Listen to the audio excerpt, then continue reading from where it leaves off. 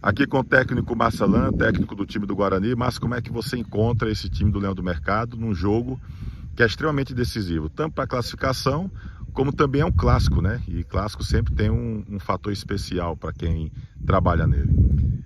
Olha, Tony, acho que o time do Guarani é uma boa equipe. A gente vem acompanhando, né? Eu estava sem trabalhar profissionalmente, mas a gente vinha acompanhando aí as equipes da nossa região. E eu acho que tem um bom elenco, né? Infelizmente, tá chegando nesse último jogo decisivo, precisando vencer. Não é fácil, é um desafio, mas é o que a gente tem passado para o nosso grupo, que é uma final de campeonato. E final é vontade, é determinação, é quem erra menos, né? Então, me apresentei ontem, já tive uma conversa com o grupo, estou procurando conhecer, é muito rápido, né?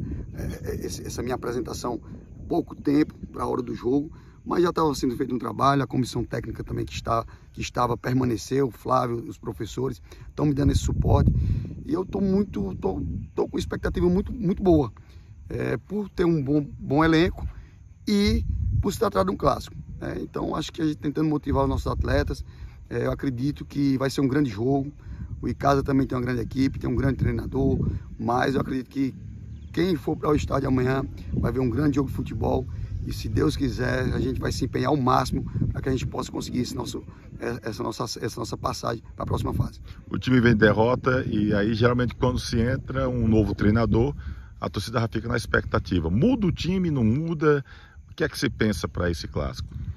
Olha, Tony, como eu falei, o tempo é curto, a gente não pode mexer muito, né? Mas desde que foi feito o convite e que eu aceitei, né, fazer parte aqui, estar na frente, né, da equipe do Guarani, procurei ver vários jogos, algumas situações, principalmente esse último jogo que o Guarani perdeu fora de casa para o Quixadá, para que a gente pudesse dar alguns ajustes, né, junto aqui com o professor Flávio, para que a gente possa chegar nesse jogo diante do Icasa e errar o mínimo possível, né, e ter mais acertos para que a gente possa conseguir a vitória nesse jogo de amanhã.